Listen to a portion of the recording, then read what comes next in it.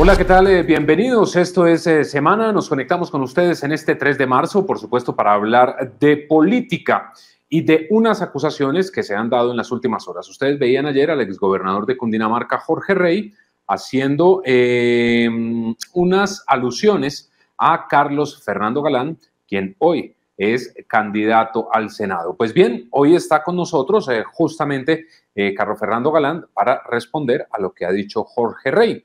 Doctor Galán, bienvenido a Semana, ¿cómo le va? Bueno, un saludo, Diego, muchas gracias por esta oportunidad, un saludo a todos los que nos están acompañando. Bueno, doctor Galán, antes de entrar en este tema, que por supuesto es del que vamos a conversar, quiero preguntarle cómo va la campaña, porque queda como la sensación de que los colombianos únicamente están hablando del tema presidencial. Sí, pues mire, sin lugar a dudas hay una preocupación por eso, porque el énfasis, digamos, de la atención de los ciudadanos en este momento están las consultas presidenciales, que son sin lugar a dudas importantísimas, pero pues el Congreso es tan importante como eso. Entonces, una apuesta como la que está haciendo el Partido Nuevo Liberalismo, que es un partido que resurge después de 32 años de dejar de existir, con una lista de opinión encabezada por Mabel Lara, con personas como, por ejemplo, Carlos Negret, que fue defensor del pueblo, un hombre extraordinario que conoce el territorio como pocos.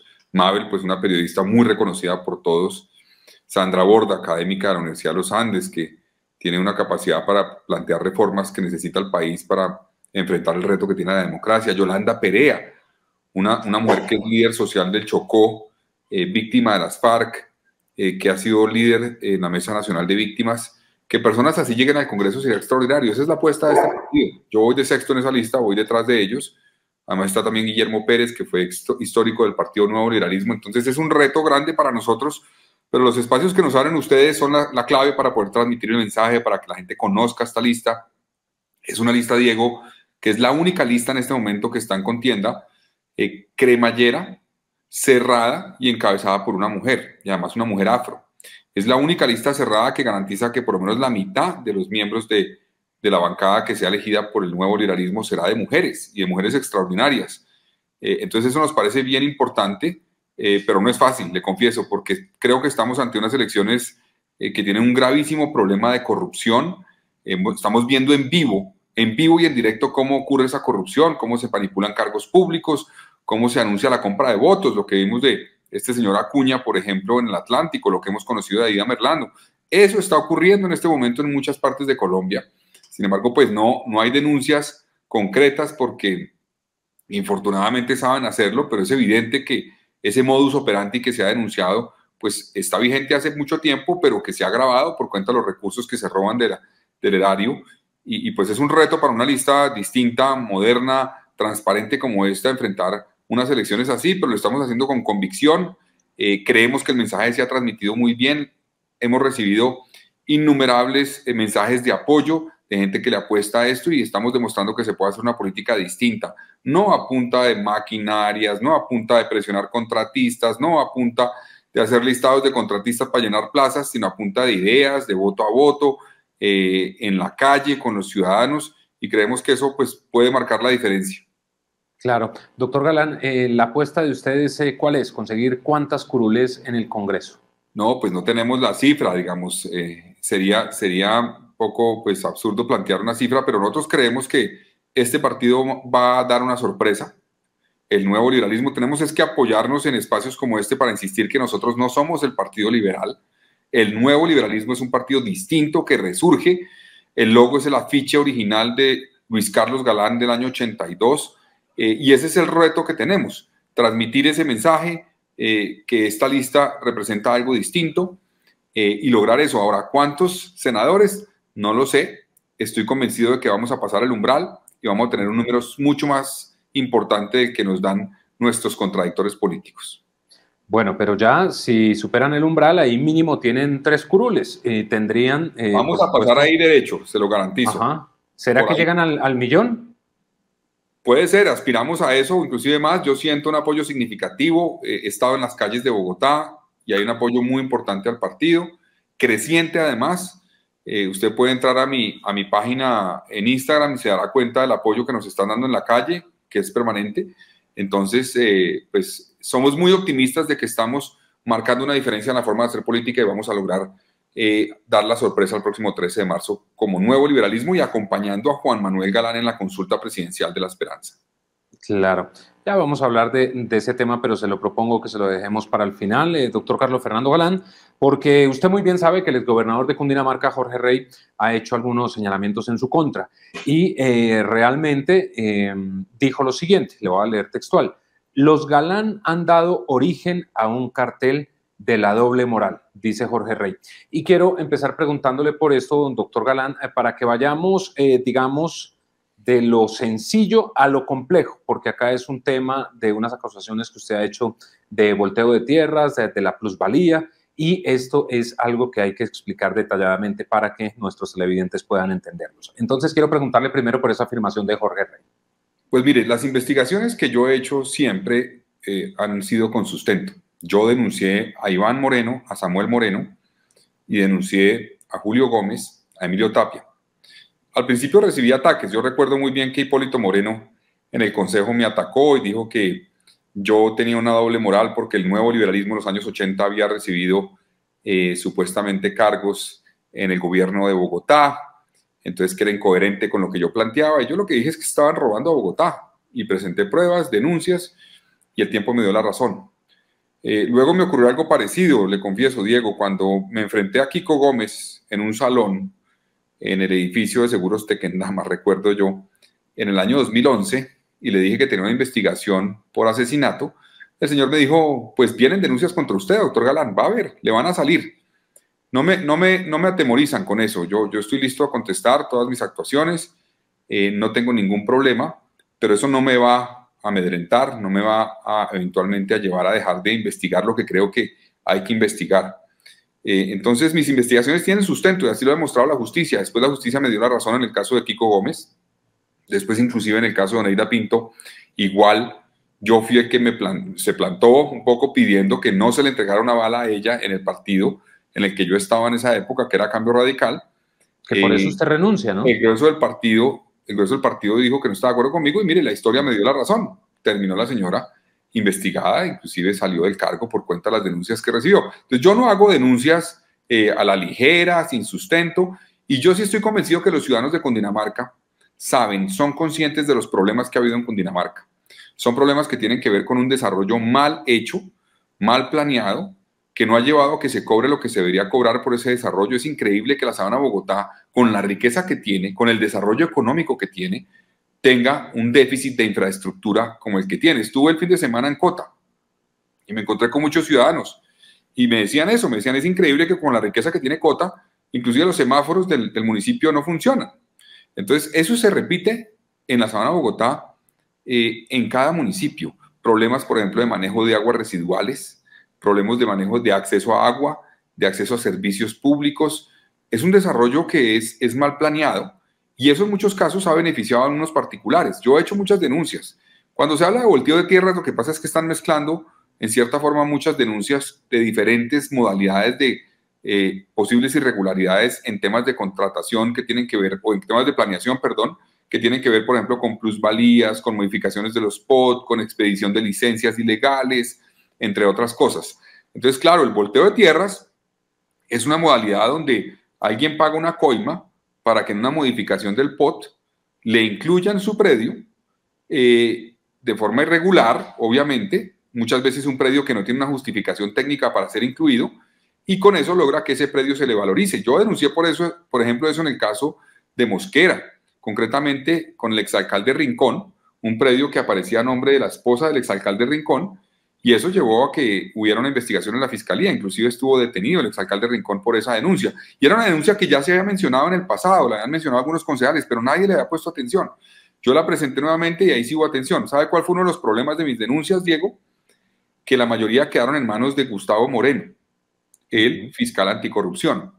De Luis Gustavo Moreno, sí. Yo quiero aprovechar esta entrevista, Diego, para mandarle un mensaje a Gustavo Moreno, para decirle que yo estoy convencido que él sabe mucho frente a lo que se frenó en investigaciones, seguramente en temas de corrupción, en Cundinamarca y en otras ciudades del país.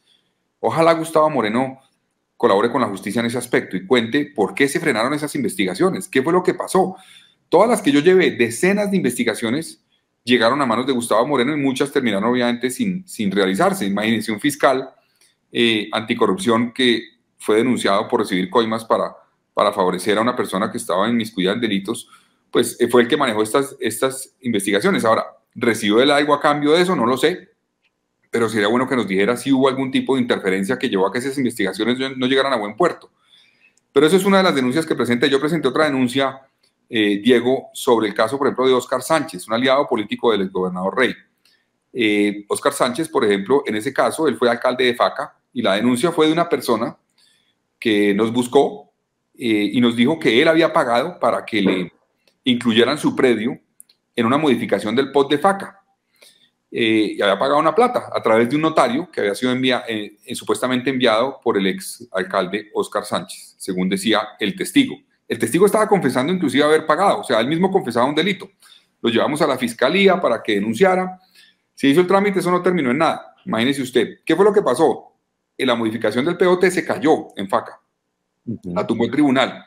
Y eso pues llevó a que obviamente no le pudieran cumplir al señor y seguramente por eso denunció. Pero pues en ese escenario el señor denuncia, decide confesar y pues eso no terminó en nada, afortunadamente, como muchas otras cosas que denunciamos. Aquí había un testigo que confesaba haber pagado para que le incluyeran su predio en la modificación del POT. Y aún con eso no se logró que llegara a un resultado de la investigación. En el caso de Funza, hay varias cosas. No solamente, yo nunca he dicho que el exgobernador Rey haya, como alcalde de Funza, modificado el POT de Funza. No, él sí contrató a una corporación que se llamaba Manabá para hacer el cálculo de la plusvalía, pero también para modificar el POT, para hacer un proyecto de modificación del POT. Lo que pasa es que eso nunca fue concertado y pues no llegó a buen término, pero sí tenía la intención de modificar el POT. Ahora, yo no estoy diciendo... Y por ese contrato, perdón, doctor Galán, por ese contrato es el por el que usted denuncia a Jorge Rey. Ese es uno de los casos, ese es uno de los casos de varias Okay. irregularidades presuntas en ese contrato de la corporación, porque hubo diferentes, digamos, fue un contrato que tuvo además prórrogas, que tuvo adiciones, que después no llegó a buen puerto porque la plusvalía no se cobró finalmente con base en ese contrato, sino con otro contrato que se suscribió a final del año 2011, con otra empresa que, si mal no recuerdo, se llamaba APRA o un nombre parecido.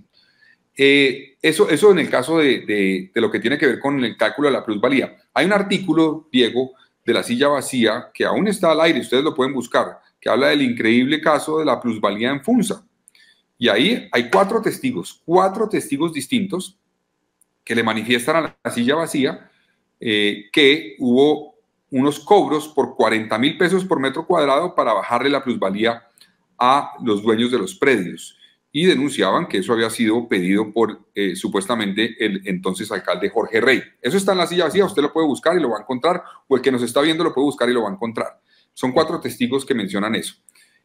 Frente al tema del exgobernador Rey, también hay otro caso y que tiene que ver con una investigación que entiendo que está en curso todavía, y es el otorgamiento de unas licencias que al parecer son ilegales. Ahí ya hubo una investigación que avanzó en un caso específico donde entiendo hubo una detención frente a uno de los titulares de una licencia, a uno de los que recibió la licencia para un parque industrial. Creo que es el parque, bueno, no voy a decir el nombre porque no estoy seguro del nombre, pero era un parque industrial que tenía el nombre de un santo, digamos así. Y ese caso avanzó. Hay muchas más licencias que fueron otorgadas durante la alcaldía del exgobernador Jorge Rey, que fueron entregadas al parecer cuando ya se había caído el acuerdo que pasaba esos predios para que pudieran ser de desarrollo de parques industriales. Entonces ya no podían otorgarse. Inclusive hay una comunicación, Diego, entiendo que es de la oficina de planeación, un abogado de la oficina de planeación del municipio de Funza, alertando y diciendo, ojo, se cayó el acuerdo, no se pueden seguir expidiendo licencias con base en ese acuerdo. Y a pesar de eso se siguieron expidiendo licencias con base en ese acuerdo. Licencias que en mi opinión son ilegales. Una, como le digo, ya llevó una investigación donde hay un detenido, o hubo un detenido que era uno de los titulares de la licencia, una investigación a la encargada de planeación del municipio, y hay otras que están en curso. Eso está en curso en este momento. Eso es otra modalidad que yo investigué, el de las licencias ilegales. Lo investigué, por ejemplo, en el caso de Chía.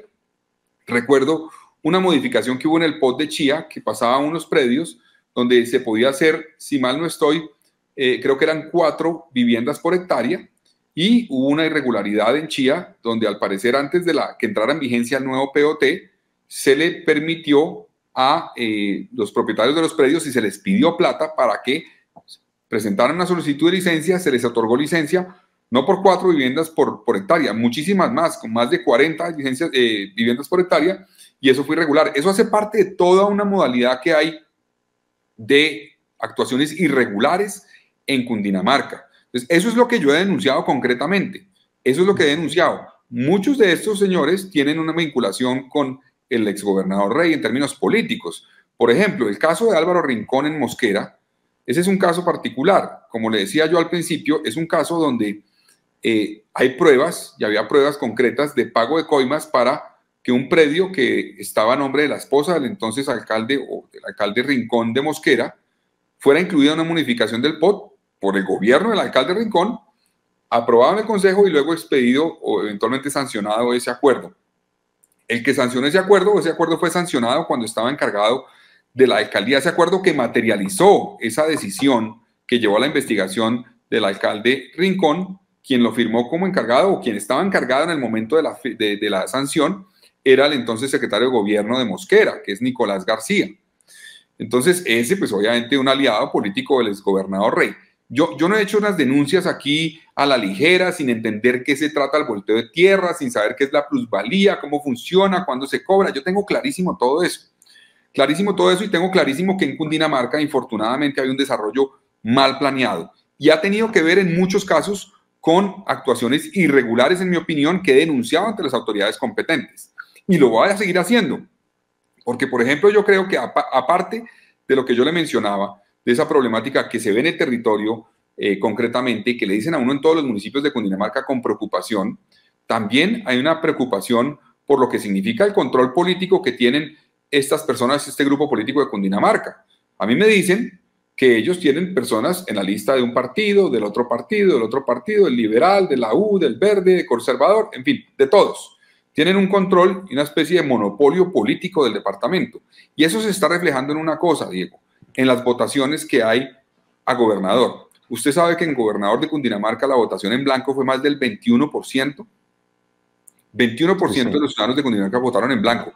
Y hay municipios como Faca, donde eso llegó creo que al 30%, como Chía, donde llegó a más del 36%. O sea, la tercera parte de la votación fue en blanco, porque hay gente que está ya cansada de este entramado político que en algunos casos ha sido denunciado por posibles casos de corrupción y que sigue operando en Cundinamarca. Nosotros queremos enfrentarlo y los vamos a enfrentar. Sabemos que se nos vienen encima, que nos van a atacar, que nos van a contraatacar, pero el nuevo liberalismo es la única fuerza política que se quiere enfrentar a eso y que lo va a seguir haciendo y que no nos vamos a amedrentar, nos van a asustar para seguir denunciando. Lo vamos a seguir haciendo. Claro, doctor Galán, mire, en lo que ha dicho el exgobernador Jorge Rey, señala que usted engaña a los electores porque... bueno, él manifiesta que no hay investigaciones en su contra, que el tema del volteo nunca existió, lo de la plusvalía tampoco, y que sencillamente usted ha hecho denuncias en época electoral. Tengo que preguntárselo, ¿es así, doctor Galán? ¿Siempre salen estas denuncias pues yo le pregunto, cerca de elecciones? Diego, ¿cuándo hice yo el debate sobre este tema? En el 2018. Si la memoria no me falla, sí, de acuerdo. Hace 4 años. Yo no estaba en campaña en ese momento para nada, no era candidato a nada.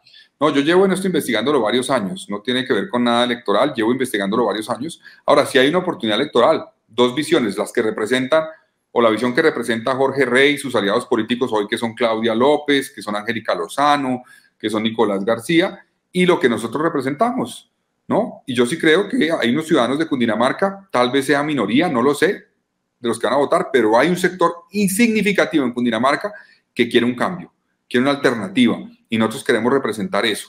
Entonces no son denuncias que son ni a la ligera, ni electorales, son con conocimiento de causa, son investigando, son conociendo, entendiendo lo que pasa en cada municipio.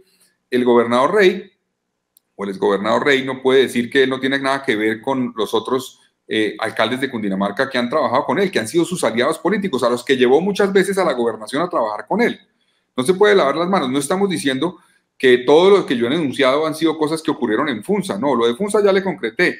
Las irregularidades en el contrato para el cobro de la plusvalía, la denuncia de la silla vacía que está vigente y que yo no conozco una respuesta del gobernador Rey. Seguramente dirá que era gente que no quería pagar, seguramente inventará algo así, pero son 4 testigos que le dijeron a la silla vacía en el 2012, hace 10 años. Diego. Hace 10 años le dijeron a la silla vacía que el entonces alcalde a través de alguien había pedido 40.000 pesos para no cobrar la plusvalía en los montos originales que estaba presupuestado.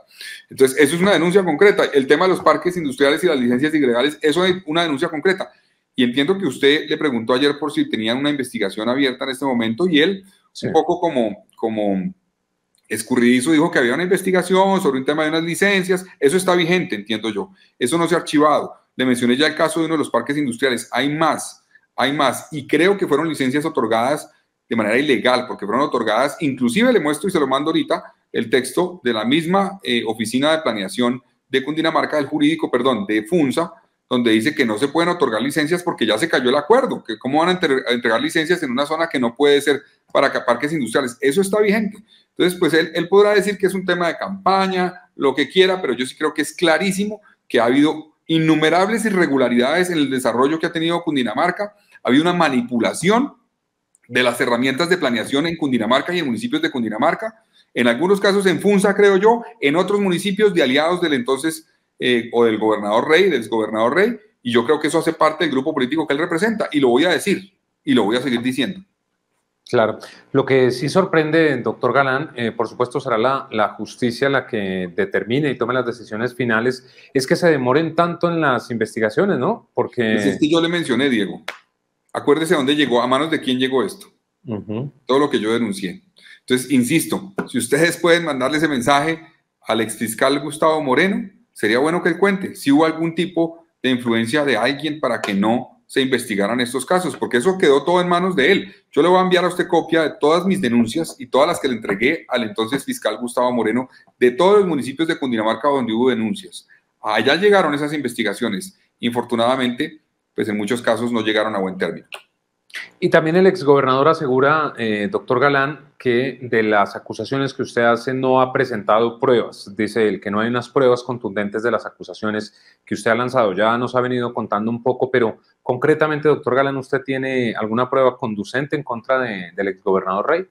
Lo que le he mencionado, por ejemplo, otorgamiento de licencias en la administración de Jorge Rey, cuando ya se había caído el acuerdo que permitía que esas licencias se otorgaran. Eso ya es claramente, hay una persona que estuvo detenida por eso, que era una de las personas que recibió la licencia. Ese es un caso, digamos, concreto.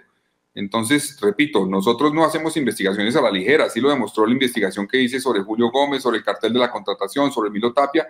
Yo no hago investigaciones a la ligera. Yo cuando investigo algo, me pongo en la tarea de analizar con abogados, con expertos, para determinar si puede haber una irregularidad o no. La justicia es la que determina. Infortunadamente, en este caso, pues se ha demorado. Creo que puede ser en parte por quien recibió esas denuncias cuando las hice ante la Fiscalía Anticorrupción de un fiscal que terminó infortunadamente involucrado en un caso de corrupción él mismo.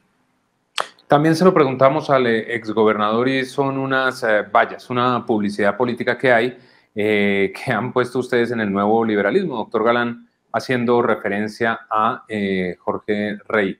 Y él dice que no entiende ustedes por qué hacen política con el nombre de él. ¿Qué le responde usted a él? ¿Dónde está el nombre de él? A ver, en las denuncias, yo he dicho que ni siquiera un rey puede disponer del voto de los ciudadanos. Eso es válido.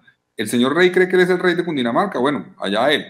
Pero nosotros estamos mencionando eso y creemos y queremos hacer un ejercicio donde le digamos a los ciudadanos de Cundinamarca que hay una alternativa, que no se dejen encasillar en ese entramado que tiene un control de todos los partidos, de la maquinaria del departamento, ahora una alianza con la alcaldía de Bogotá en particular y con la alcaldesa, que claramente va a llegar a que seguramente Angélica Lozano saque muchos votos en Cundinamarca. Mire, Angélica Lozano no debió sacar más de 6.000 votos en Cundinamarca la vez pasada que se lanzó al Senado. No se le extrañe que ahorita saque bastantes más. Y seguramente tendrá que ver con esta alianza política que no nos quieren hablar, pero que está ocurriendo, porque la misma silla vacía también reportó cómo hubo una reunión de la alcaldesa Claudia López con Jorge Rey, entiendo con Nicolás García, para promover una candidatura presidencial. Sí, y ahí se lo preguntamos. En principio, Diego, eso no está permitido por la ley, entiendo. Que una persona, gobernadora, alcaldesa, esté moviendo fichas para apoyar a un candidato presidencial. Eso se lo preguntamos justamente también, cómo había llegado a ese acuerdo político con Alejandro Gaviria, precandidato presidencial, porque lo que se ha dicho es que fue a través de Angélica Lozano, de Claudia López, pero el exgobernador Rey dijo que no, que había sido una reunión que había cuadrado directamente, que se habían conocido hace tiempo y que sencillamente habían concretado, pero que ni Angélica ni Claudia tenían nada que ver. Bueno, la versión de La Silla Vacía con 3 testigos, usted la puede leer también en La Silla Vacía, dice lo contrario, dice que fue Claudia López y Angélica Lozano las que cuadraron ese apoyo. Sí, justamente todo este tema nuevamente volvió a salir a la luz por ese apoyo de Jorge Rey a Alejandro Gaviria. Jorge Rey también dice que, pues, que él no tiene estructuras, que él no es un político tradicional. ¿Qué opina usted sobre esto? Pues mire, sobre el apoyo, pues ya la misma Silla Vacía ha publicado varios informes sobre cómo al parecer adultos mayores en un listado los convocaron, inclusive a la línea de denuncias en Funza, que abrió, ¿no? No sé si fue en Funza o en Mosquera. En Funza o en Faca. Sí. Y también le adelanto a la línea de teléfono que abrió Juan Manuel Galán, llegaron ya varias denuncias sobre supuestamente presiones a personas para que asistieran a reuniones políticas en Mosquera. Entiendo que era en Mosquera, no estoy seguro, pero creo que es Mosquera. Él entiendo que va a entregar eso a las autoridades competentes de investigarlo. Entonces yo creo que es evidente que, pues, que si hay una manipulación de los cargos, de llenar plazas a punta de presionar contratistas. Ahora, si eso lo están haciendo ellos, pues vamos a ver, serán las autoridades competentes las que determinarán si lo están haciendo. Nosotros hemos recibido denuncias al respecto, las vamos a trasladar a los órganos competentes, pero yo creo que los ciudadanos tienen que evaluar, digamos, en su decisión, cuando tomen la decisión de votar, por quién van a votar, si creen que en la política todo vale, si creen que en la política no importa cómo se haga campaña, no importa cómo se logran los apoyos, no importa cómo se llega al poder. Yo sí creo que importa, la verdad, yo sí creo que importa porque, mire, una persona que tiene cuestionamientos y da un apoyo político a través de mecanismos como eventualmente presión o cosas de ese estilo, no lo hace gratis, no lo hace gratis. No seamos ingenuos, yo creo que los ciudadanos no son ingenuos, ellos saben que eso no es gratis. Una persona sí hace transacciones y busca eventualmente algo a cambio. Entonces, pues bueno, esos serán los ciudadanos los que determinen si eso es la forma de hacer política que quieren y la forma de cambiar el país que quieren. Pero realmente acá también habría un poco de responsabilidad en ese caso hipotético de Alejandro Gaviria, ¿no? Porque hace parte de una coalición en donde firmaron unos acuerdos también de no recibir algunos apoyos y pues Alejandro Gaviria ha recibido varios que dicen son a título personal, no de un partido, pero habían quedado en otra cosa, ¿no? A ver, él argumenta que no hay un incumplimiento de los acuerdos porque dice que se iban a recibir apoyos individuales, no institucionales de partidos que hubieran apoyado al entonces presidente Duque. Y entiendo que dice que pues no se recibirían apoyos de personas que fueran condenadas o herederos de condenados o sancionados. Bueno, eso es a mí me parece que es un acuerdo pues que es válido. Ahora, yo sí creería que en términos electorales y de ética los ciudadanos tienen que evaluar quién apoya a quién y qué cuestionamientos tienen. Yo creo que los estándares en la política no son solamente judiciales, no son solamente el que ya fue sancionado.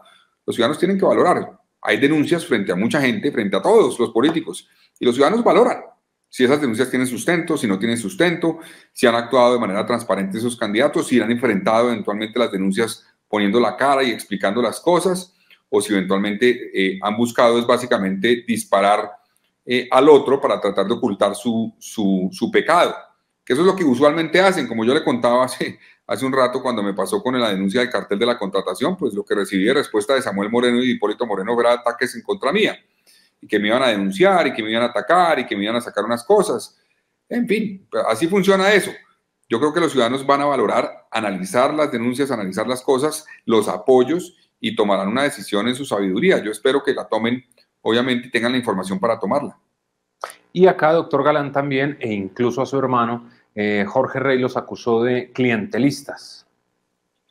Pues debemos ver qué denuncias concretas tiene, porque, digamos, nosotros no estamos presionando a nadie para que alguien que tenga un cargo en el Estado vaya a apoyar al nuevo liberalismo. Digamos, inclusive aprovecho sus micrófonos para decir, si alguien está presionando a alguien para una reunión del nuevo liberalismo, que lo denuncie y nosotros apoyamos esa denuncia.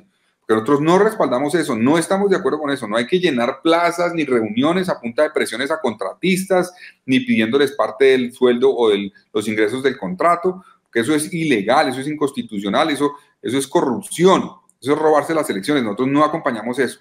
Y estamos listos a acompañar una denuncia si hay quien del nuevo liberalismo lo está haciendo.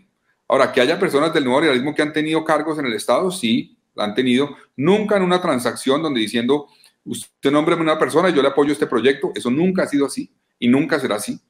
Entonces, pues cualquier denuncia que tengan, bienvenida, que la presenten. Vamos a ver, digamos, qué valoración hacen los ciudadanos de esas denuncias.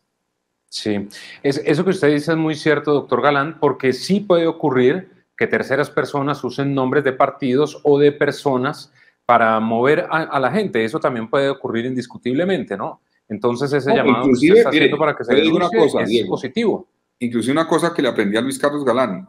Él decía, ningún partido está exento de que alguno de sus miembros cometa actos indebidos. Ningún partido está exento. El que lo diga, pues está viviendo en otro universo.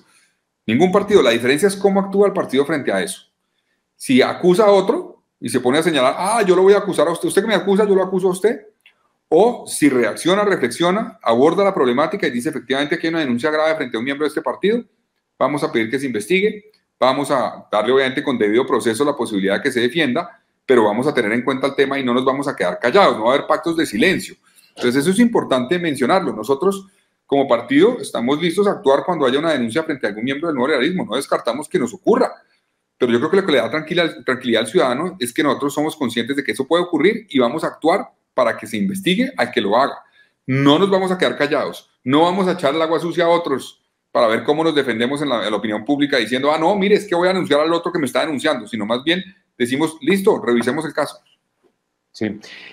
¿Hasta cuándo va a llegar esta diferencia política, doctor Galán? Y se lo pregunto porque nuevamente en esta campaña sale a la luz. Hemos tenido acá las dos versiones, la de Jorge Rey, la suya. Por supuesto, nuestros televidentes sacarán las conclusiones. La justicia determinará también en sus investigaciones todas las denuncias que se han hecho.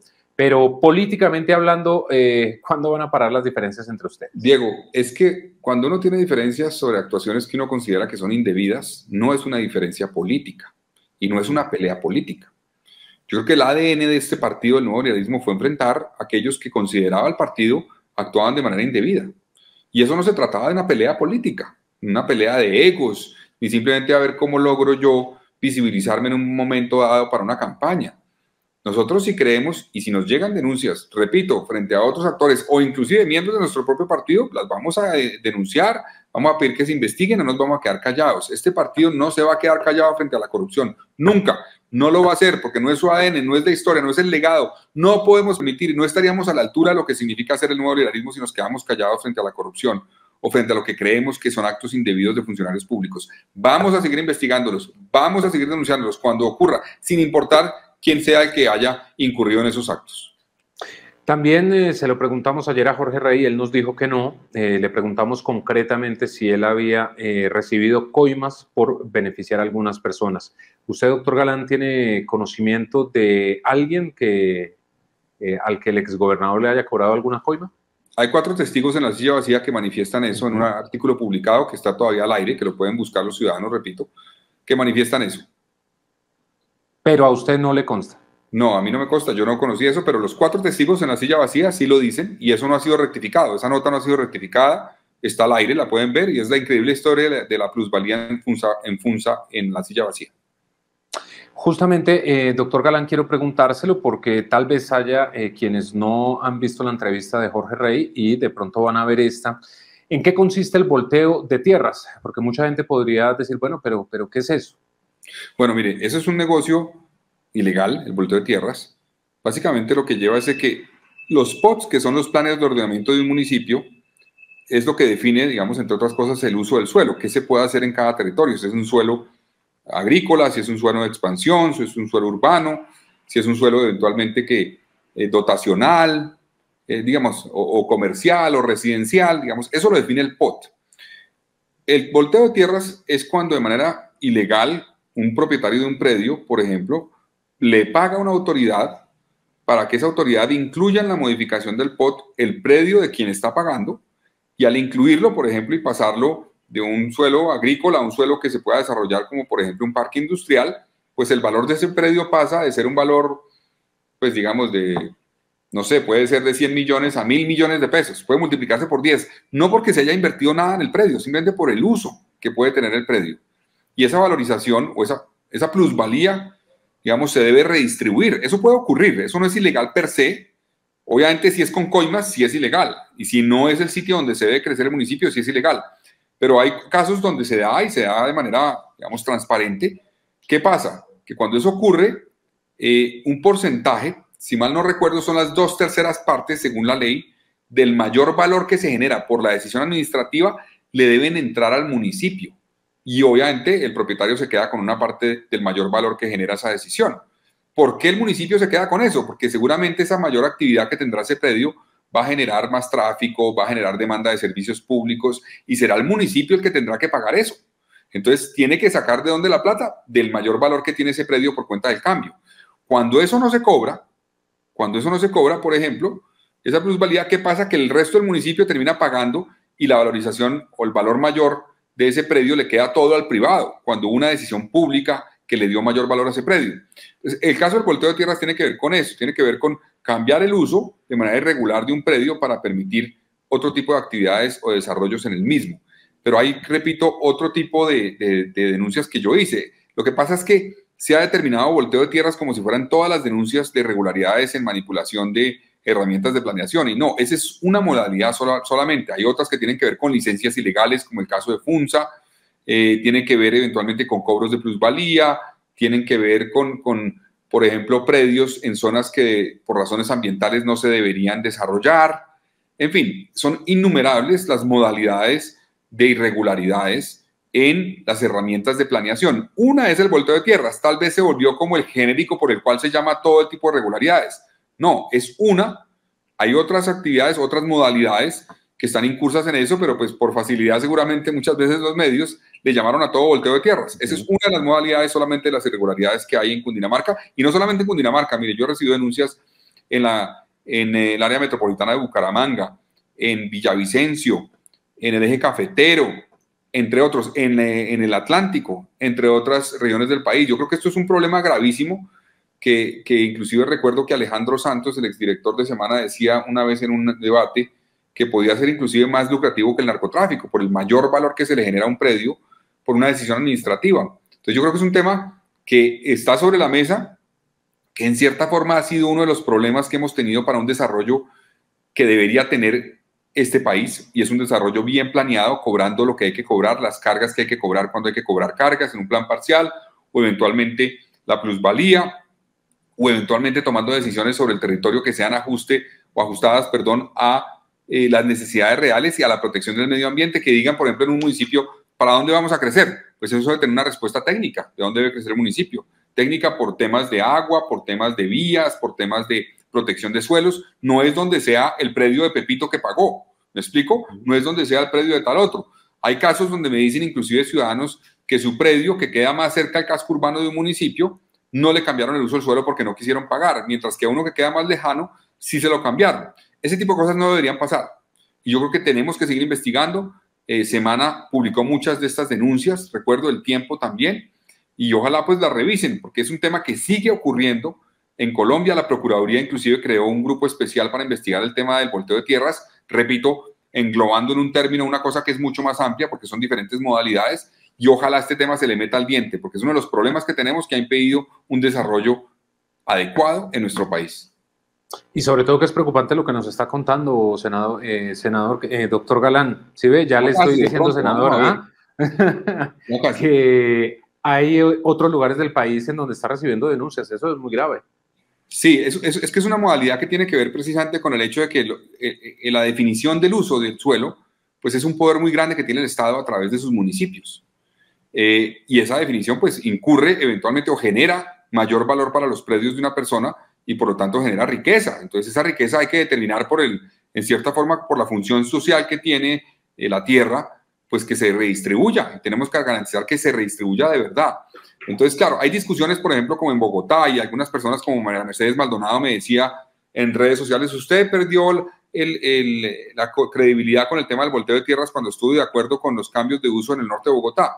Yo creo que lo del norte de Bogotá, del borde norte que planteó Peñalosa, podía ser equivocado, pero se estaban cobrando las cargas. No había información ahí de coimas para cambiar el uso y permitir un desarrollo.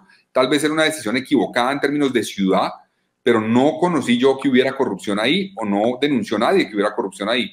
El volteo de tierras es con corrupción, es pagar coimas a cambio de ese cambio de uso de suelo.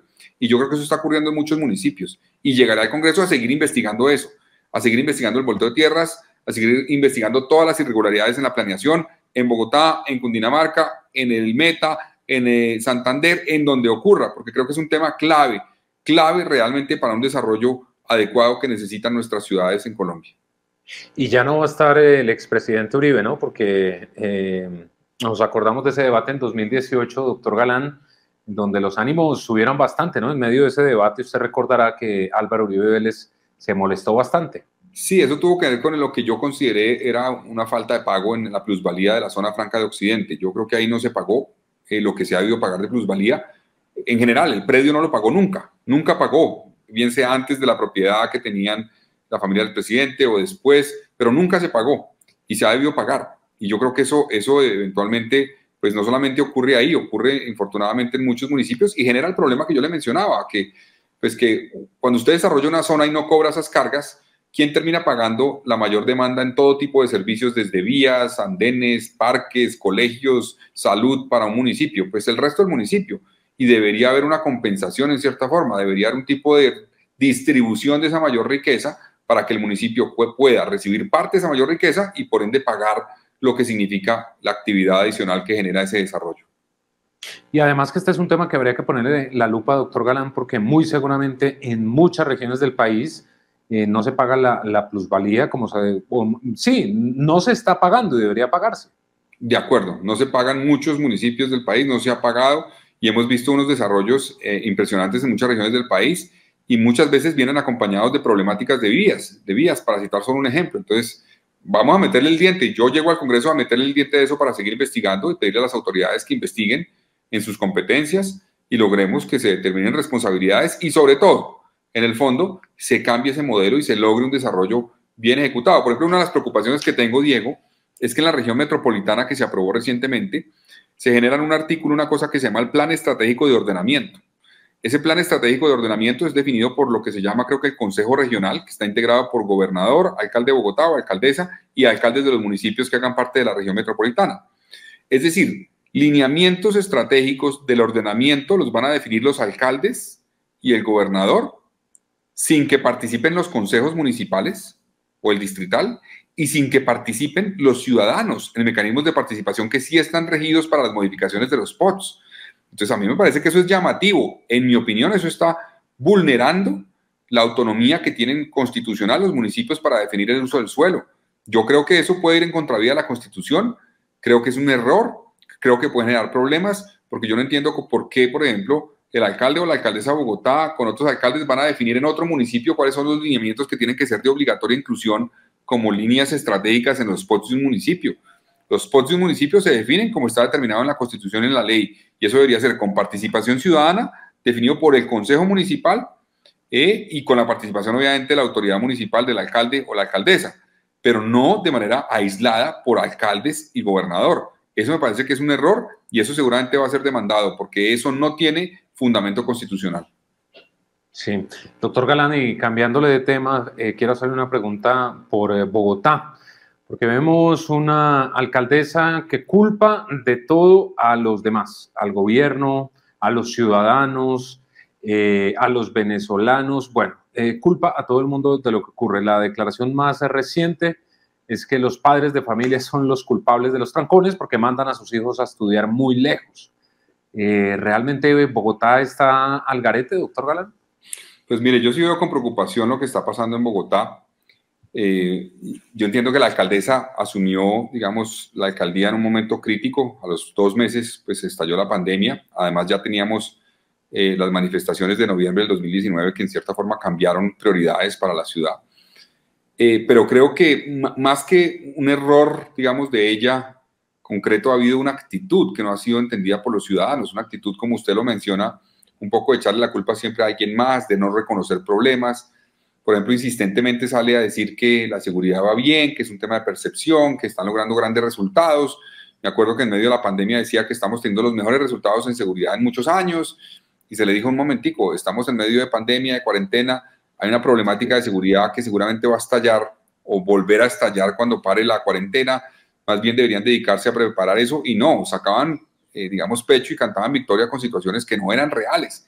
Y yo creo que a la ciudadanía lo que más le duele es esa falta de conexión. Los ciudadanos son conscientes de que los problemas no se resuelven de la noche a la mañana, yo creo, ni de seguridad, ni de movilidad, pero están esperando una autoridad que entienda el problema, que se conecte con el ciudadano, que lo comprenda, que reconozca el problema y que le hable con la verdad y le diga cómo se puede resolver, y no que esté constantemente pues lavándose las manos, echándole la culpa al presidente, a los migrantes, a la fiscalía, a la policía y a otros. Lo último con lo que salió la alcaldesa es que se demoren los niños en el carro al colegio o en la ruta al colegio 2 horas, pues es culpa de los papás que decidieron meter a sus hijos por allá.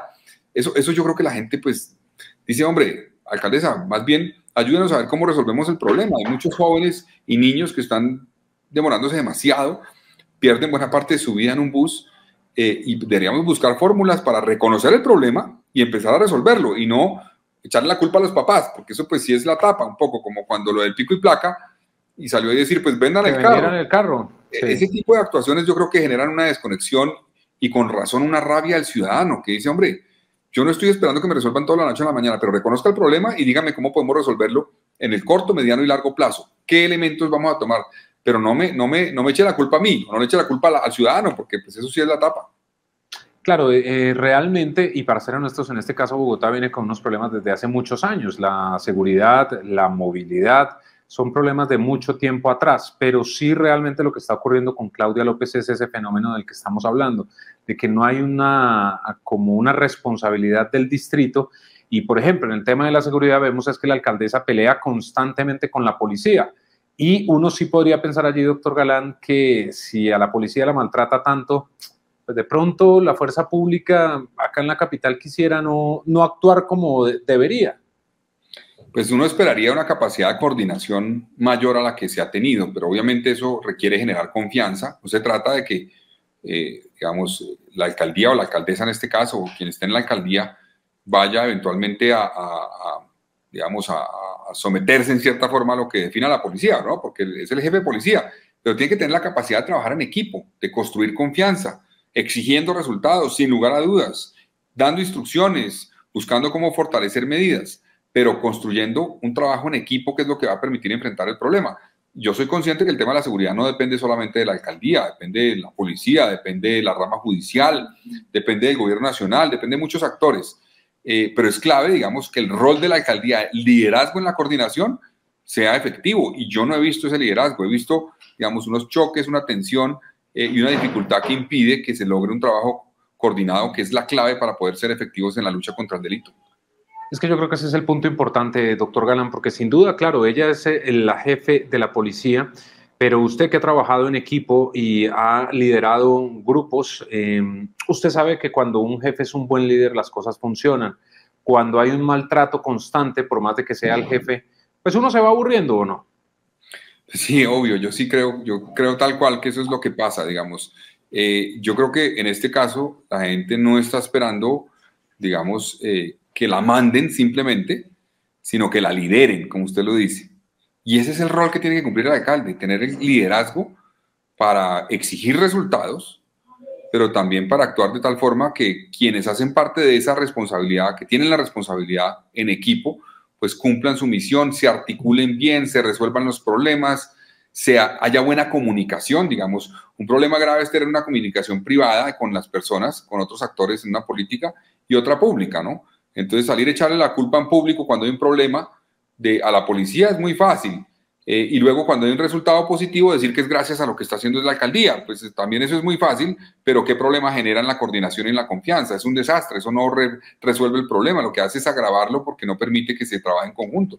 Yo creo que eso es clave que la alcaldesa lo piense muy bien.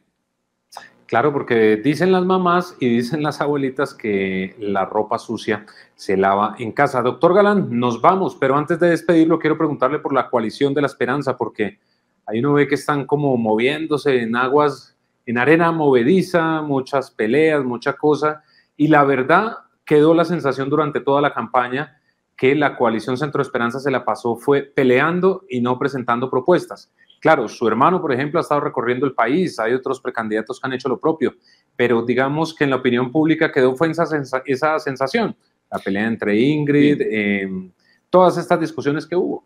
Pues mire, yo le diría dos cosas sobre eso, Diego. Uno, yo creo que eso también hace parte de la diferencia de esta coalición. Es una coalición que debate, que no se queda callada, donde no hay pactos de silencio, donde si hay un problema o una acusación o una inquietud frente a uno de los miembros, pues se habla, no se quedan callados.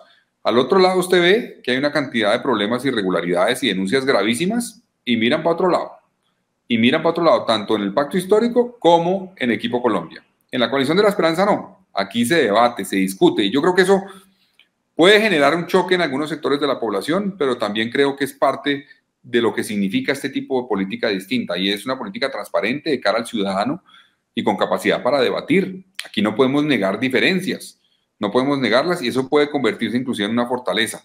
Ahora, yo creo que los ciudadanos van a valorar si hay cuestionamientos frente a un miembro. Yo creo que todos, hay ciudadanos que tienen cuestionamientos frente a nosotros, ¿no? Y nos atacan y dicen, ay, los Galán, tal cosa, y válido. Y nosotros tenemos la obligación de contestarlo y de explicar. ¿Y por qué creemos que están equivocados en esa crítica? Que nos la hagan y nosotros estamos dispuestos a contestar y creo que tienen que hacerlo todos. Y ya será el ciudadano, en su sabiduría, como elector, el que determinará pues a quién le cree y a quién no. Bueno, pues ahí está. Doctor Carlos Fernando Galán, gracias por haber estado con nosotros aquí en Semana, explicar este tema del exgobernador Jorge Rey. Y bueno, quedamos atentos entonces ya a la noticia. Usted dijo que van por encima del 1.000.000 de votos para la lista del Senado. Aspiramos a eso, sí señor, aspiramos a eso. Ojalá lo logremos. Necesitamos el apoyo de los ciudadanos. Recuerden que es lista cerrada, solo tienen que votar por el logo de Luis Carlos Galán, Nuevo Liberalismo. Ese es el logo que estará en el tarjetón. No es el liberal, ojo, es el del Nuevo Liberalismo, que es distinto. Bueno, pues ahí está la invitación y además válida porque sí, la gente se puede confundir realmente. Doctor Galán, que tenga buena tarde y a ustedes también gracias por estar con nosotros.